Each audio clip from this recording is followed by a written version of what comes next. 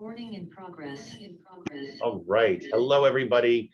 Delighted to have you join us and thrilled to have with us our special guest, Dr. Alice Levine, who many of you know. She's a professor of medicine in the Division of Endocrinology at the Icahn School of Medicine at Mount Sinai. She is a legend here. She did her fellowship in endocrinology at Mount Sinai, began her studies on hormonal neoplasia, and co-authored the first report on the successful treatment of BPH with hormonal therapy, and has been working with urology, directed a laboratory effort that's been continuously funded for over 25 years, and has produced highly cited and landmark studies. More recently, they've focused on prostate cancer bone metastases. She's also the medical director at the Pituitary Center, a co-founder and co-director of the Mount Sinai Adrenal Center. She's the course director for the second-year endocrine pathophysiology course, and is the current program director for what you know is the recently merged system-wide endocrine fellowship training program. She's got numerous awards. She's got a busy clinical practice, and we are really thrilled to have Dr. Levine with us today. Dr. Levine, take it away. There is introduction. I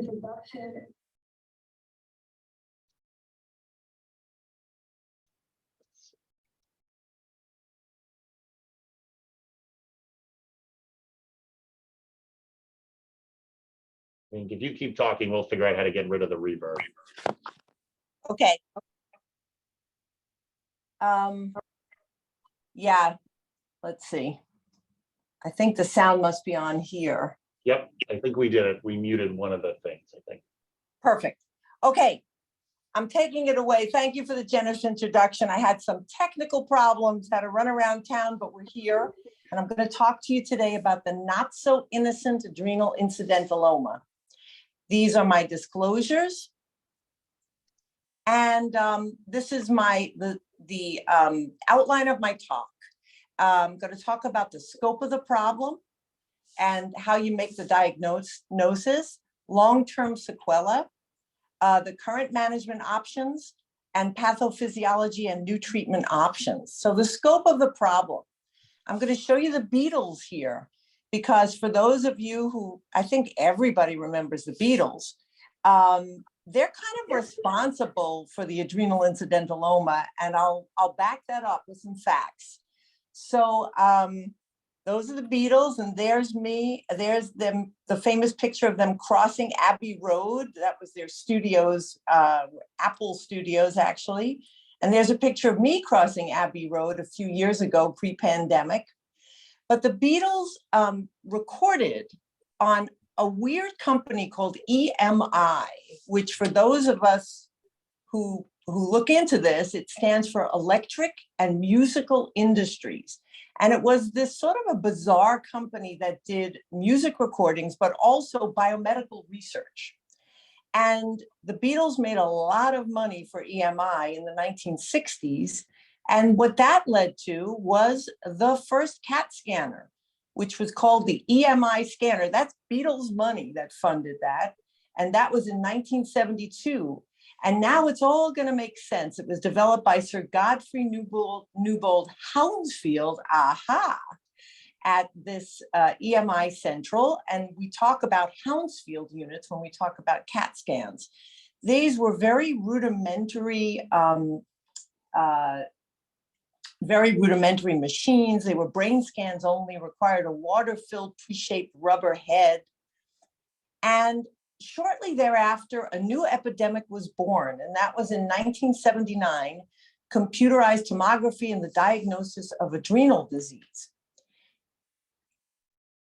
First appeared in the literature in the 1970s. First publication discussing adrenal incidentalomas was this one, and they stated that 19% of patients had an incidentally found adrenal lesion.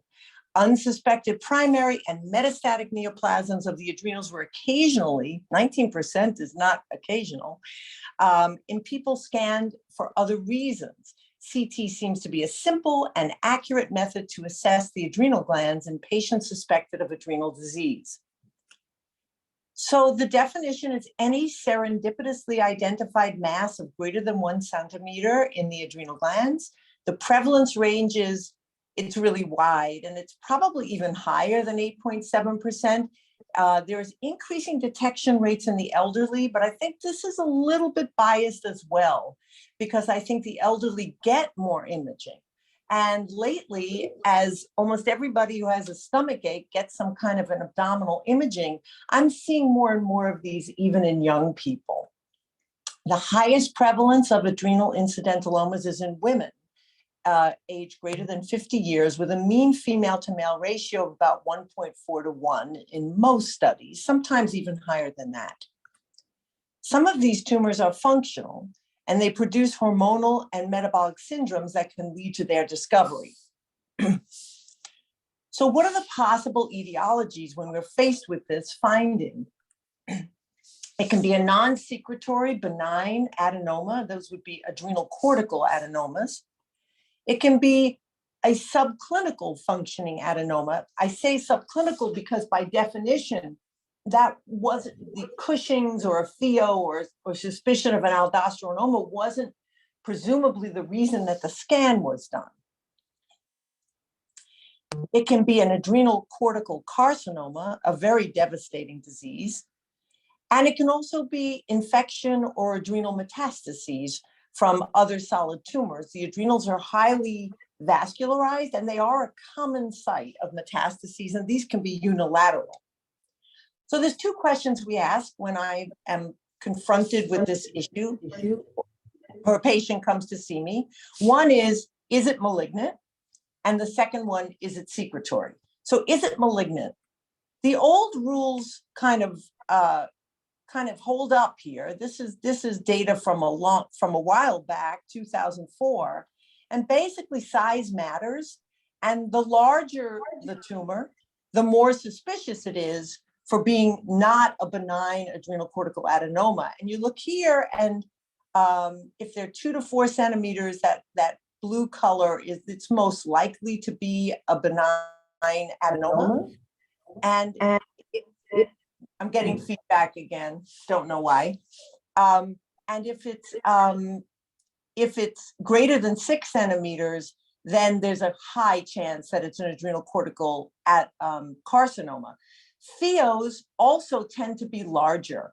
So the Theos, the average size of a pheochromocytoma is about 4 to 6 centimeters, and they also don't quite look like adenomas. Although we are now picking up some small Theos because they present as an incidentaloma. So malignancy, happily, is rare, and you can judge somewhat by size, and you also judge by how they look on the imaging. So just without trying to be abdominal radiologists, we look at the Hounsfield units. This is a CAT scan, and you're looking at how dense it is. And here you see an adrenal nodule, which is small, and next to it is the spleen, which is more dense, and next to it is the liver, which looks a little bit more dense. So this is not very dense. The Hounsfield units here are probably very low. So it's small and it's not dense. This is probably a benign adrenocortical adenoma.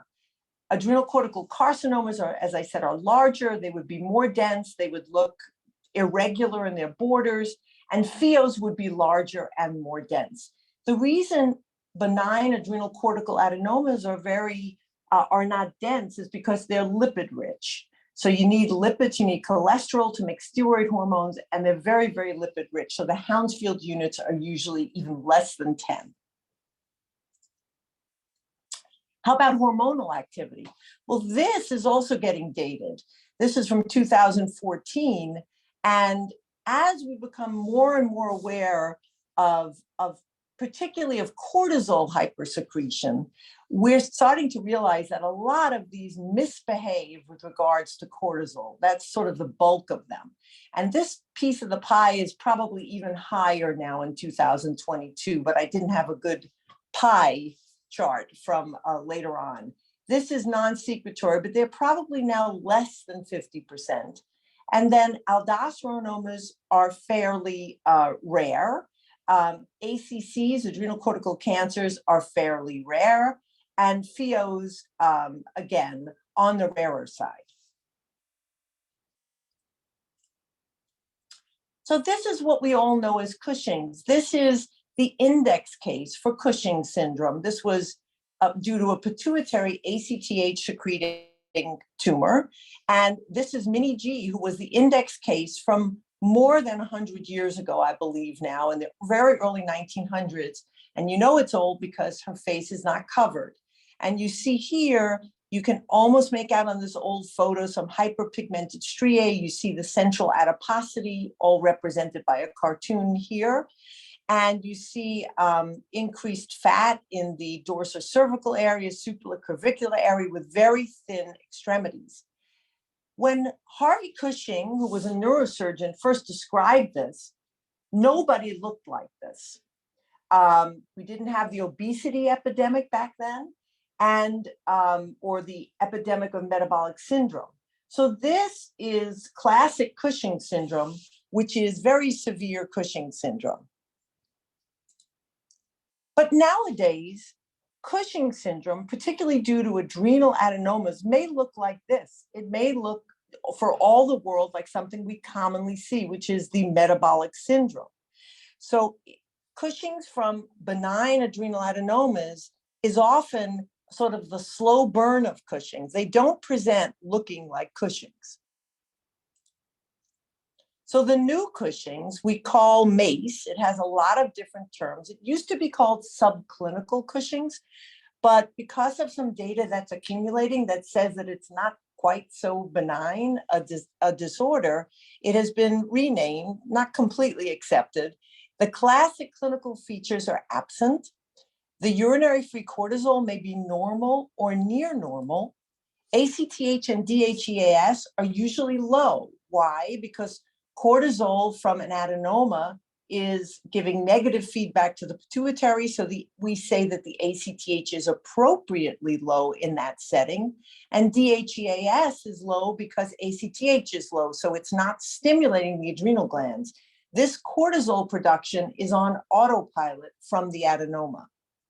The only abnormality may be failure of full cortisol suppression after low dose dexamethasone.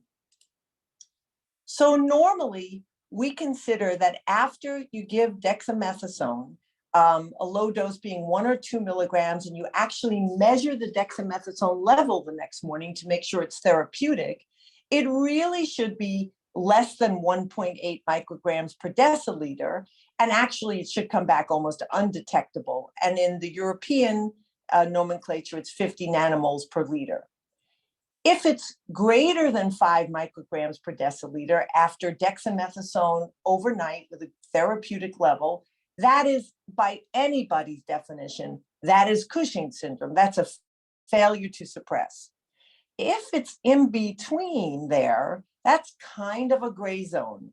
And that's where a lot of these MACE hypercortisolism due to benign adrenal adenomas live. So here's a case report. A 70-year-old female presents with an adrenal mass noted on CT urogram. A dedicated CT showed a 2.5 centimeter adrenal mass, not too big, with a Hounsfield units of -3, and that's all consistent with a benign adrenocortical adenoma. Past medical history is notable for hypertension, hyperlipidemia, osteopenia, and impaired glucose tolerance. She'd gained about 20 pounds in the past 18 months. Her blood pressure was elevated, no hair loss on the scalp or hirsutism, maybe an increased dorsocervical fat pad, an obese abdomen, no striae, no proximal muscle weakness or wasting. Laboratory workup showed a PM cortisol of 6.5, normal, ACTH of less than 10, may be abnormal, but it's the afternoon when it should be low. Her DHEAS was low.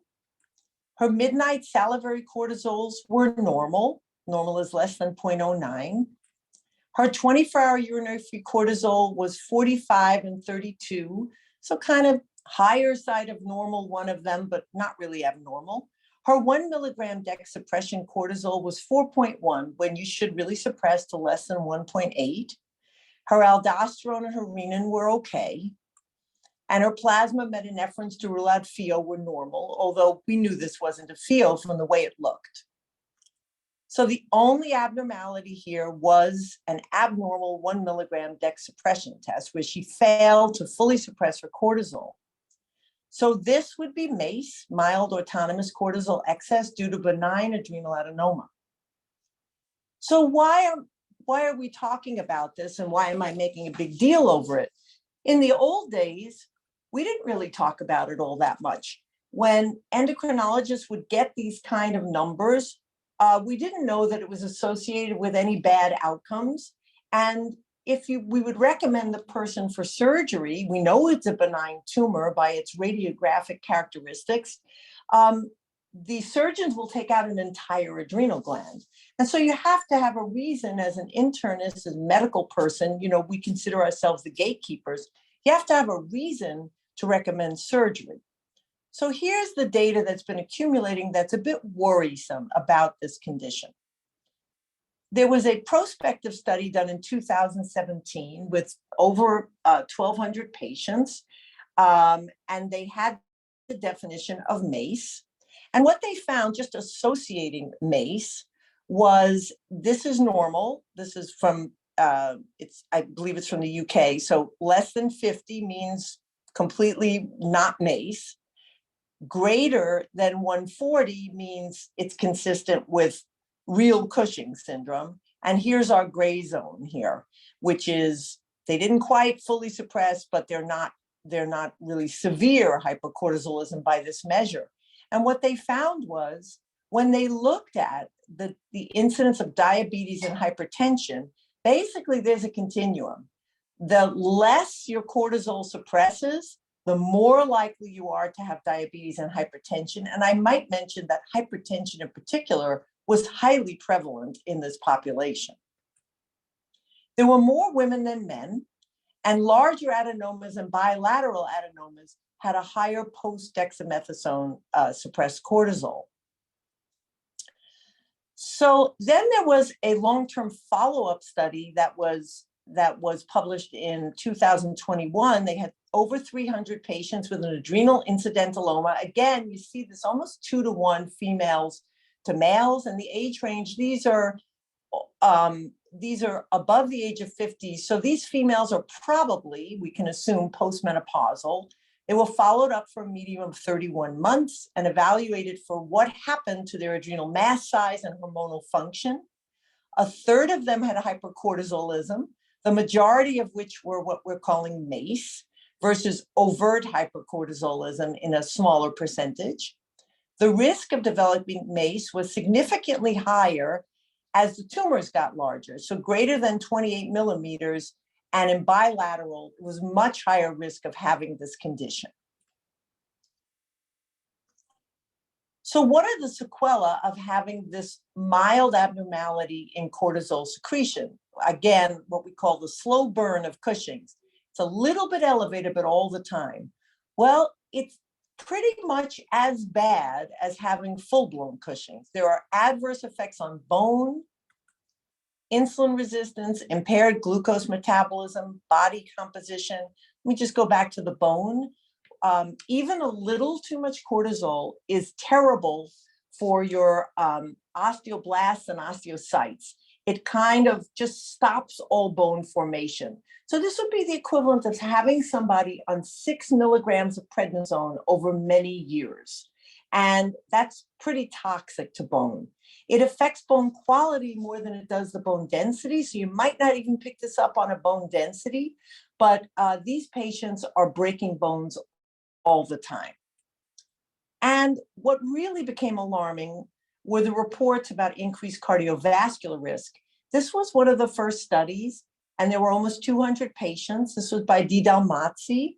And if you look here, I sort of want you to ignore the blue line, but this is MACE, and this is non-secretory, meaning they fully suppress. And what you see is the percent with cardiovascular disease. You see a very clear separation between those who suppressed and those who did not.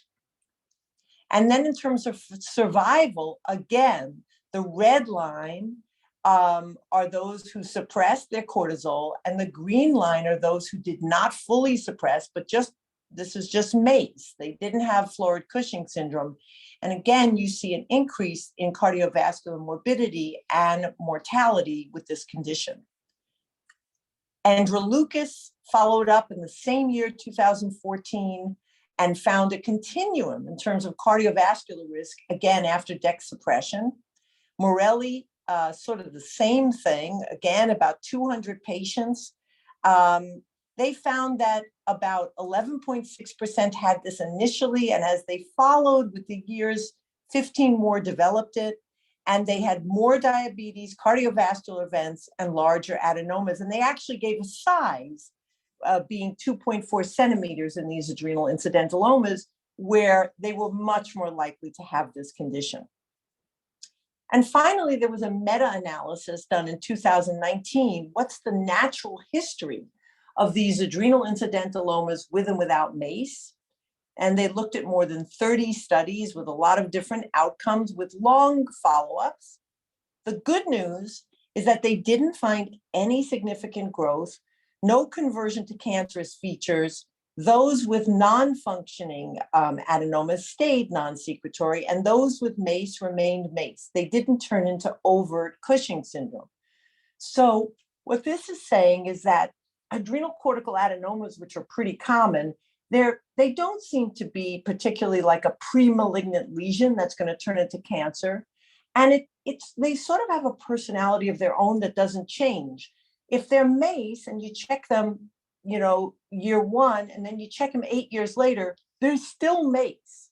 So they don't turn into overt Cushing's. But the bad news was that hypertension, obesity, dyslipidemia, type 2 diabetes were highly prevalent and were more likely to develop and worsen in MACE than in non-functioning adenomas.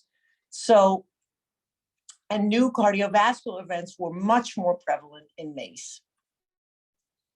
So now they got our attention. These studies got our attention, and we started to think maybe we should pay more attention to this and actually occasionally treat people with this condition.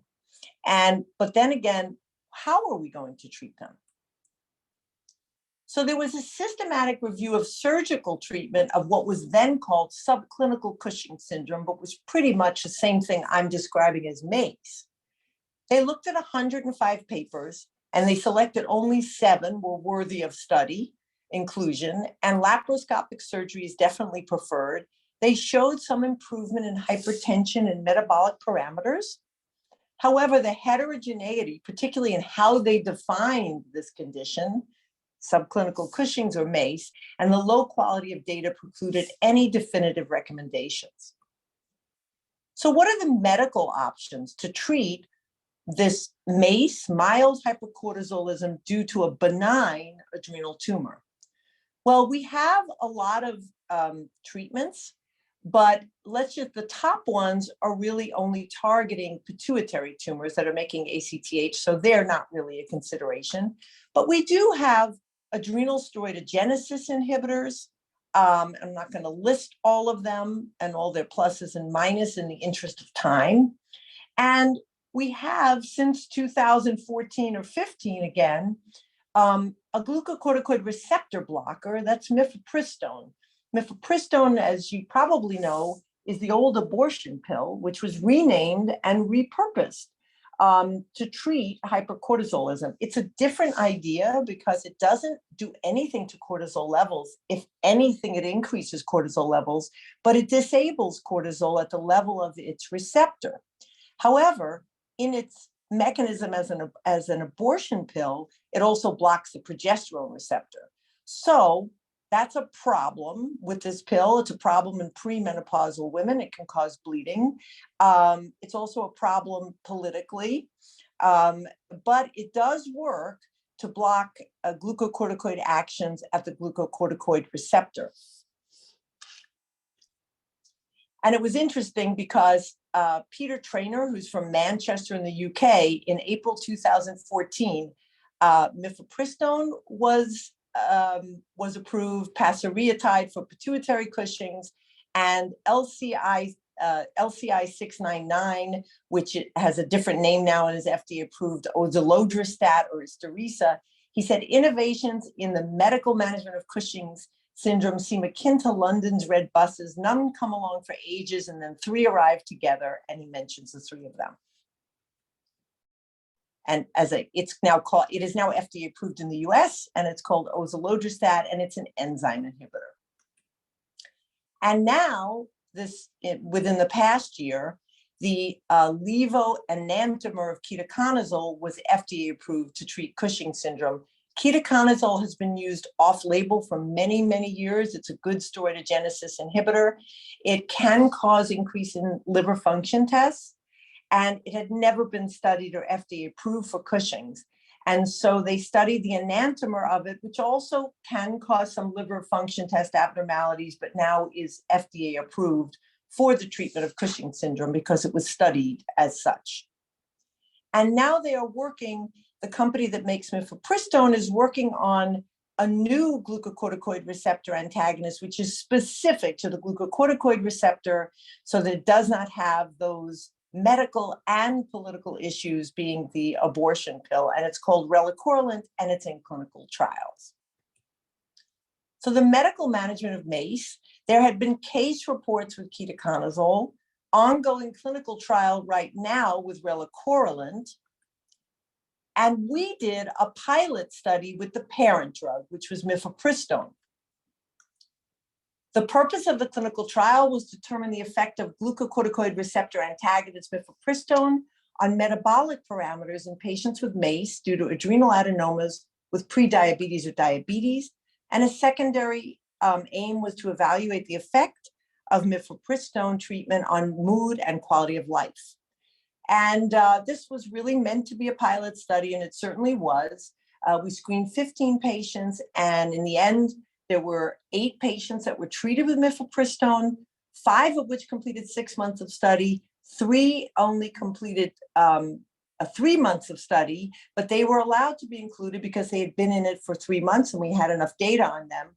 They stopped due to fatigue and hypokalemia, and there's a complicated explanation for that, which I don't want to go into in the bulk of the talk, but because of the way mifepristone works, it can actually raise cortisol levels. I guess I am going into it. It can raise cortisol levels, which can still act at the mineralocorticoid receptor because the drug doesn't block that, and give you sort of an aldosterone-like effect. So these were our findings. I'm just going to summarize. What was significant was the fasting glucose went down in all of the patients, and a measure of insulin resistance called a HOMA-IR also went down.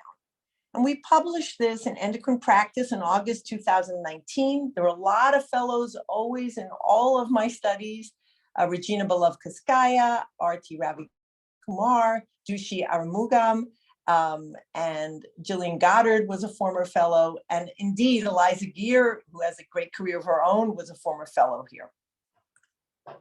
So that's where we're at with drugs that are FDA approved. There haven't been anything else published for MACE. So if I have time, and maybe somebody can tell me if I have time, I would like to just talk about some exciting new pathophysiology and new treatment options. Do I have time? Can somebody give me a thumbs up? Yes, you have time, Dr. Levine. We're at 12:34 and we end at 1. So you have time. Okay. So let me do this. So this is the fun part of the talk, or what I consider the fun part of the talk. There's no accounting for taste. Pathophysiology and new treatment options.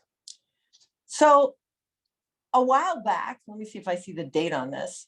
I think this was also like in 2014 or something. Oh, 2013. There was a meeting, a conference, which was held at Rockefeller University and the Bronx Zoo, and it was called Zoobiquity. I have no idea why they asked me to speak at this conference, and I really have no clue as to why I said yes. But that's how life is. It's funny. So this Zoobiquity conference was started by a cardiologist at UCLA named Barb Natterson, who felt that there were a lot of people doing great research in the animal world and great research in the human world, and they weren't talking to each other. So this was not the first time she did it, but she put this together.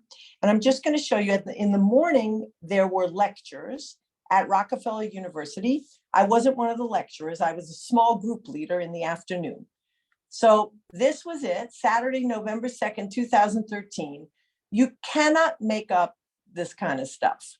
So look at this one, an eating disorder, self-induced vomiting in a 15-year-old beluga whale and in a 15-year-old collegiate gymnast. Who knew that beluga whales have body image problems? And then canine cognitive dysfunction in an 11-year-old French poodle and Alzheimer's disease in a 63-year-old literature professor. And they would pair a DVM with an MD. It was fascinating. Then we had lunch, and then we boarded the buses and we departed for the Bronx Zoo. And we had walk rounds at the zoo. And these are some of the walk rounds. A seizure disorder in an aged male gorilla, again, a DVM with an MD. I couldn't go to that because I had to go to my conference that I was running, which was feminizing and virilizing tumors of domestic ferrets. And I was paired with the DVM, Meredith Clancy. I knew nothing about this. I knew nothing about what was going on with ferrets. So ferrets are a model of adrenocortical neoplasia. All DVMs know this, and anybody who has a pet ferret may have had to deal with this. So when you spade them, do a gonadectomy, almost uniformly, they get adrenocortical neoplasia, sometimes even adrenocortical carcinoma. So what happens when you neuter animals? LH in the pituitary goes up, and this stimulates their adrenal cortex. And what happens is when they get, let's say, an adrenocortical tumor that's making androgens, so they go bald. You see these cute little furry ferrets? And this is one that has an adrenocortical tumor that's making androgens from the adrenal gland. The chronic elevation in circulating LH that follows gonadectomy is thought to be essential for the neoplastic transformation of the ferret adrenal cortex. And I might add that in the veterinary literature, ads for Lupron, for the GnRH agonist, are like every other page is an ad for Lupron, because that treats not only adrenal adenomas, not only their endocrinopathy, but even if they have adrenocortical cancer, which some strains will get after gonadectomy, they have metastatic cancer, you lower LH and the cancer melts away. So ordinarily in the human, and in my endocrine classic teaching, it is LH talks to the sex steroids coming from the gonads. ACTH talks to the sex steroids coming from the adrenal cortex. I never thought of LH as stimulating the adrenal cortex. But when I thought about it after the conference, there are examples of crosstalk, particularly, so here I'm asking the question, but the answer is definitely yes, where LH stimulates the adrenals or ACTH stimulates the gonads.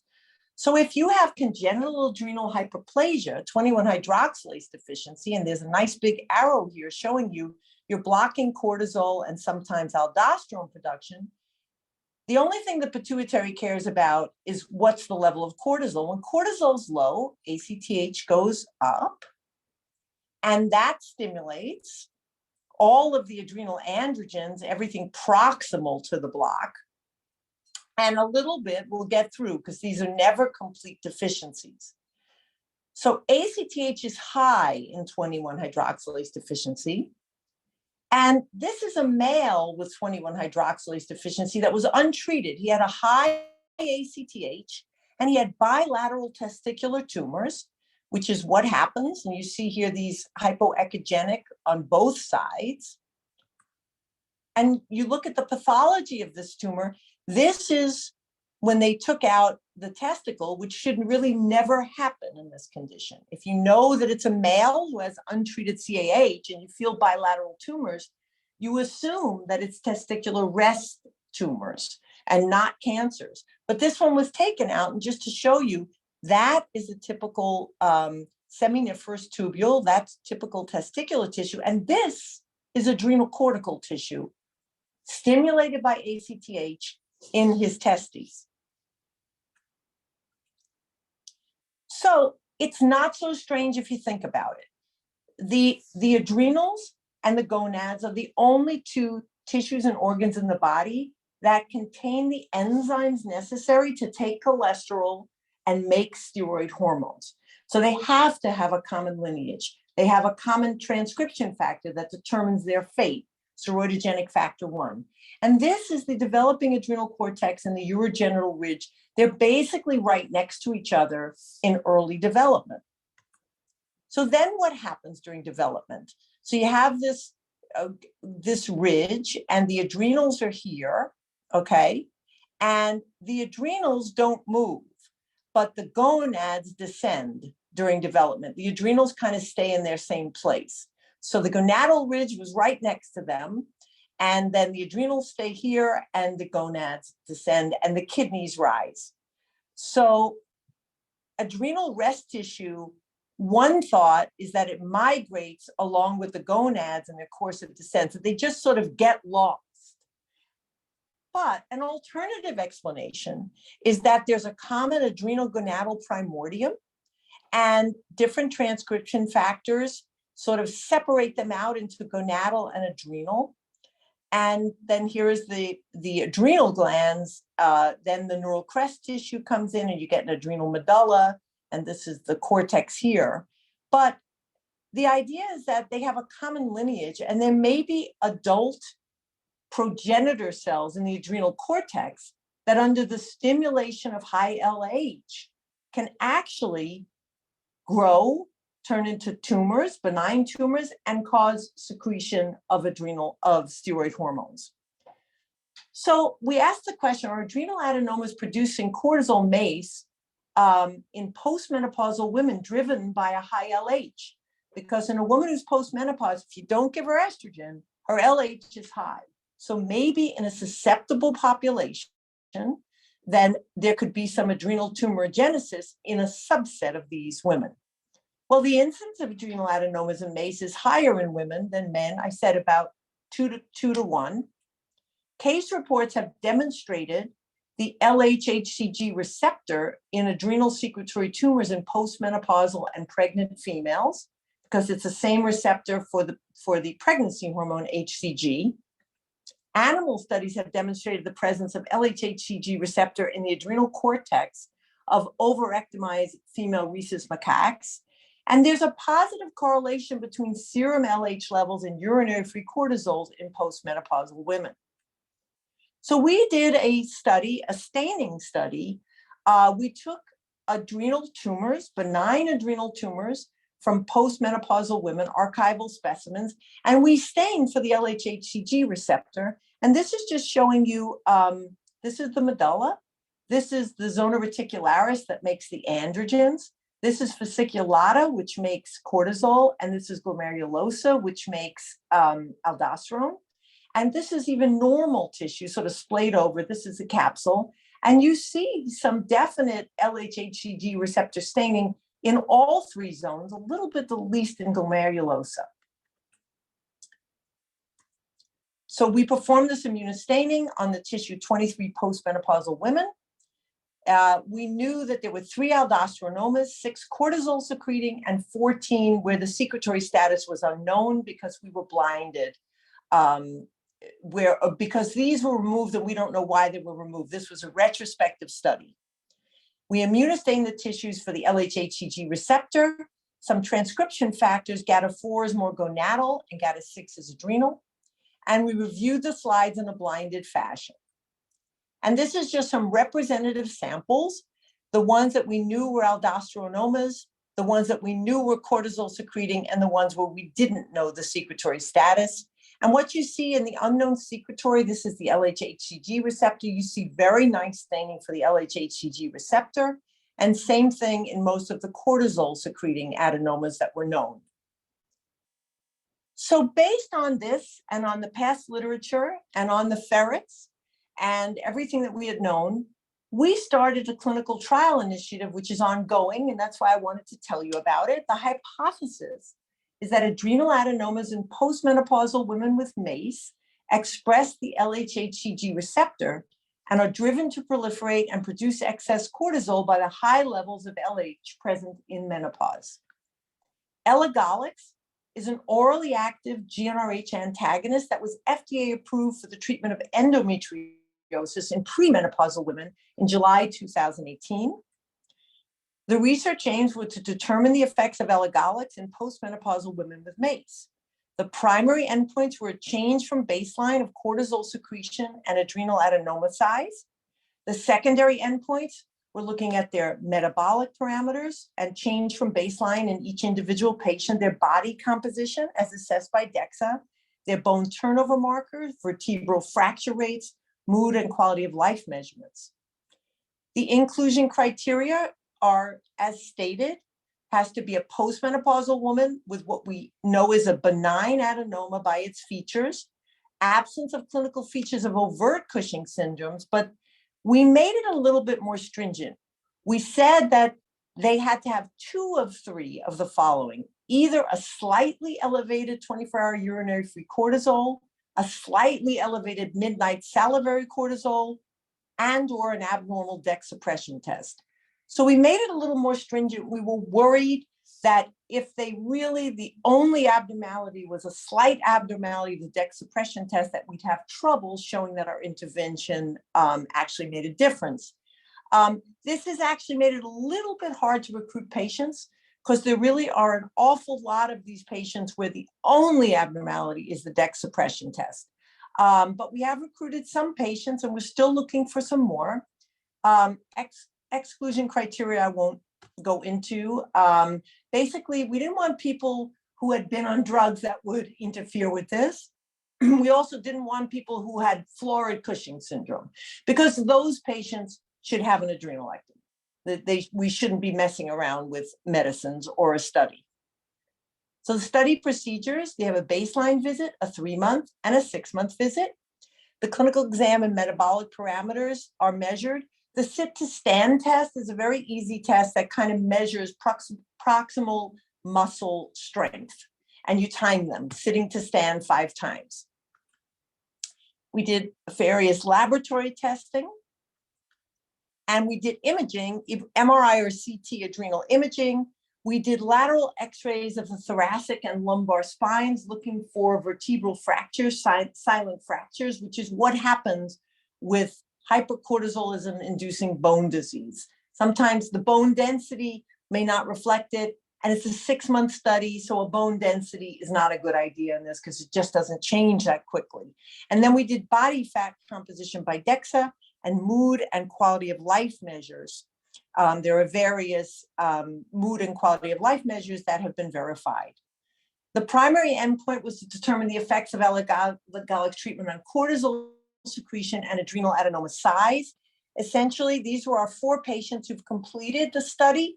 And what's interesting is that 3 of the 4 had bilateral tumors, benign adenomas, which we said they're more likely to have this disorder.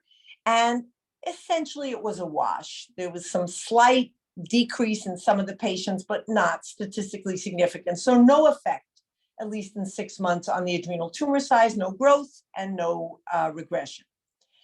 And then there were 4 patients who've completed it. Patient 1 lost 3 pounds. Late night salivary cortisol was unchanged. Quality of life was improved.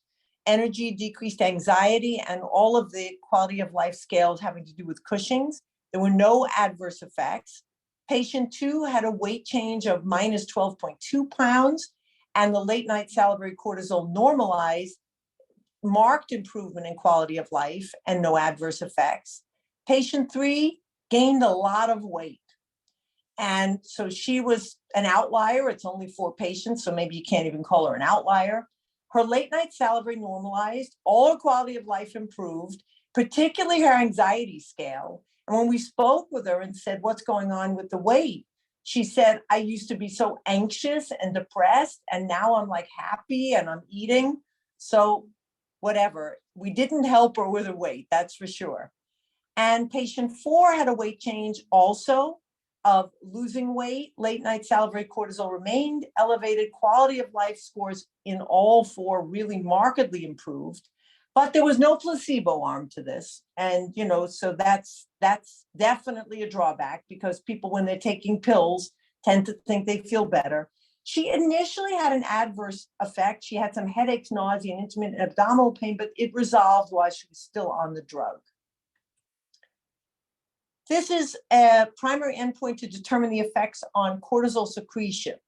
And let's just show you some. This gets a little bit confusing. The 24-hour urine went down in the one patient where it was high to begin with, because in most of them it wasn't high to begin with, and it went down in that patient. The late night salivary cortisols, it was a mixed bag. It went down in this patient. It did not go down and maybe even went up in this patient. And it went down in this patient and kind of was a wash. It was still high at 6 months, let's say, in this patient. So how to refer your patients. We were aiming originally for 12 patients. And Dr. Sarah Retta, who couldn't join us today, she is my co-pilot. She's the second-year adrenal fellow. And these are our emails. And we are actively looking for patients for this study. What I can tell you is that so far, we didn't hit this out of the ballpark with elagolix. It did no harm to anyone in terms of the things that could be harmed. There were no adverse events that were in any way serious. One patient gained a lot of weight. Everybody else lost weight. Everybody's quality of life went up. I feel comfortable recruiting the other 8 patients, as long as they don't need surgery because they don't have florid Cushing's. So the summary is that adrenal hypercortisolism MACE due to benign adrenal incidentalomas is increasingly recognized, presents without the classic Cushing's features, but has significant clinical sequelae. The condition is most common in postmenopausal females. LH receptors are expressed on normal adenomatous and cancerous human adrenal cortical tissue. And this new pilot study treating postmenopausal women with benign adrenal adenomas and MACE with an orally acting GnRH antagonist is ongoing. Thank you. And thank you, my endocrine fellows. It takes a village. This went on, this has been long in the works, this talk and everything that we're doing. These are all former fellows, and none of this would have happened without them. In terms of that research project, I have to thank Nina Kojakar. So when I came back from that Zubiquity conference, I already had a medical student who wanted to work with me in the summer on my prostate cancer studies. And Nina wanted to work with me. She was a student at the time. And I said, listen, I don't usually take 2 students. I said, I went to this conference, I got these ideas, it's kind of crazy, it's out of the box. And I said, but if you want to do this staining study, fine, but you're going to have to drive me. You're going to have to be getting my attention. And she said, I'll do it. And so she started the whole thing going. She went on to be a resident at Sinai and I believe a GI fellow. I'm not even sure where Nina is now, but I thank her. My husband, my partner in crime, Alex Kirschenbaum, is a urologist with whom I do all of my lab work. So he's been an instrumental part. Shen Yao, who runs my lab, and Ken Haynes is our pathologist who works with us at Sinai. And any questions? Excellent. Dr. Levine, thank you so much. That was amazing. It's 12:54, so we maybe have time for 1 or maybe 2 questions. I'll let people unmute themselves and ask, or they can put it in the chat.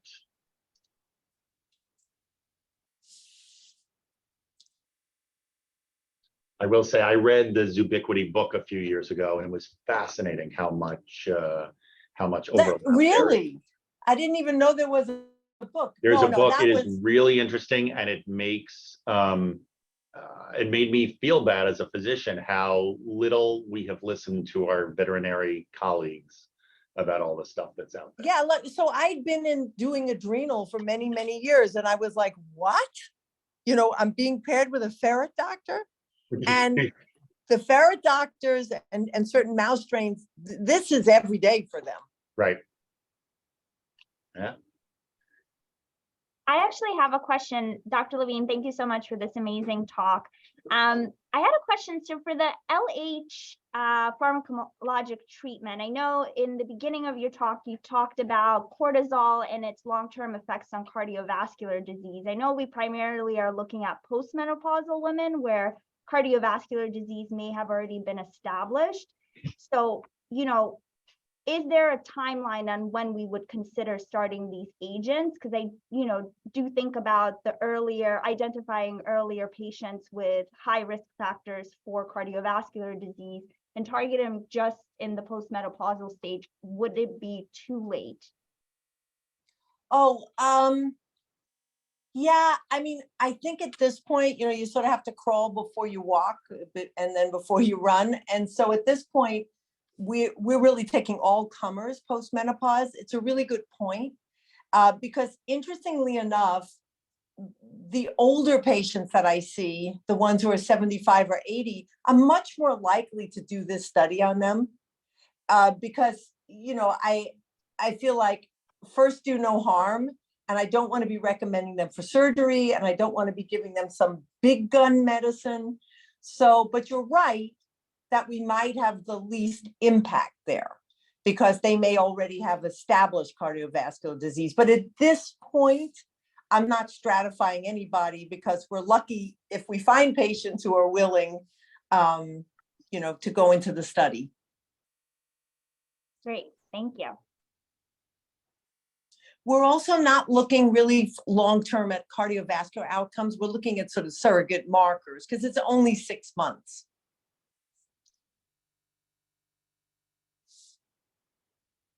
All right. Well, I hope I've inspired some people at least to go into endocrinology. I think you probably have.